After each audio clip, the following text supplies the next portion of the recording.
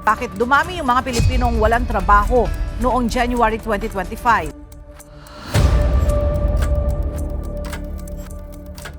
Nakapagtala ito ng 4.1% unemployment rate o katumbas ng higit 2 milyong Pilipino ang walang trabaho. Init na balita, 1.7% pa rin ang inflation o ang bilis ng pagmahal ng mga produkto at serbisyo sa bansa nitong Oktubre.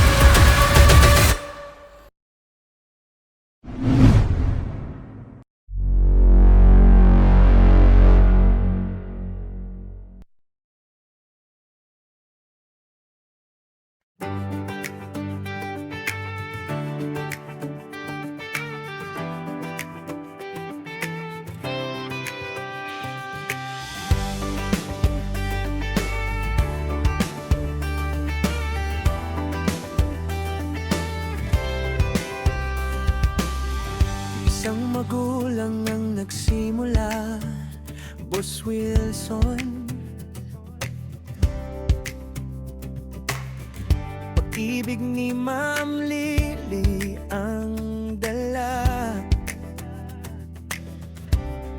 Sa bawat hakbang, sa bawat galaw, pamilya ang pundasyon. Sa hirap man o ginhawa, katuwang ang anak, lider ang diwa. Ma'am Wendy, Boss Waltam, gabay na tapat. Sama-sama tayo muli aahon. Sama-sama tayo aangat ngayon. Sa pangunguna ninyo, tagumpay ating tanaw. Panibagong simula, bagong araw. Dumating man sa maraming pagsubok, pero sama-samang nananatiling matagal. Ako po ay nag-umpisa po dito ay na-hire po ko August 29, 2021. Nag-resign, nasa almost 5 years na po ako dito kay ano po, maraming salamat po unang-una po sa company owner po natin. Lagi po ako nagpaplano everyday. Pinaka ano ko na po yun para po magawa ko po yung ma-execute ko po yung dapat na mangyari sa trabaho ko, dapat matarget every month. Bilang isang salesman po, dapat po para sa akin, kailangan po may kusa kang sa sarili mo kung paano mo tutulungan yung company. Anong dapat mong isipin everyday para hindi ka na kailangan laging utusan pa o ipaliwanag sa'yo sa araw-araw yung gagawin mo. Kailangan sa'yo pa lang alam mo na yung gagawin mo bago ka umalis sa opisina. Unang-una po, ayusin po natin yung MCP kasi nandun po yung susi ng ating trabaho. Pagka hindi po maayos ang MCP, wala na po tayong, hindi ko naman sinabing wala, pero doon po kasi yung susi sa umpisa pa lang para maging maayos yung ating trabaho. Tapos pangalawa po, yung integrity po, kailangan po, kahit wala yung may-ari o kahit wala nakatingin sa atin, yung ginagawa natin is galing sa puso natin talagang hindi tayo magpapasilaw, hindi tayo magpapadala sa kung ano man yung nasa isip natin. Kahit anong dumating na pagsubok sa atin, kailangan doon pa rin tayo sa tama at matuwid na daan.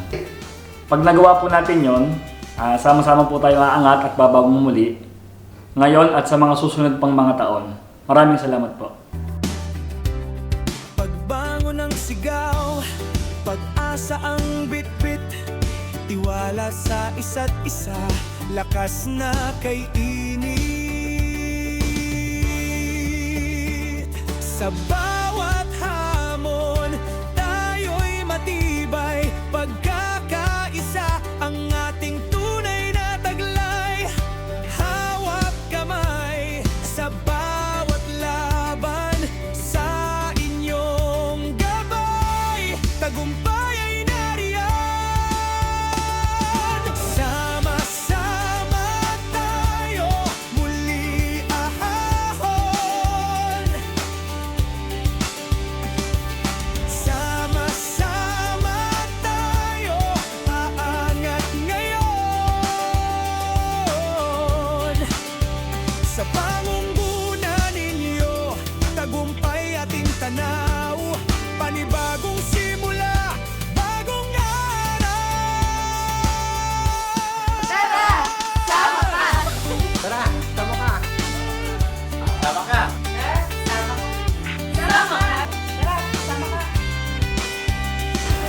Tara, sama kayo.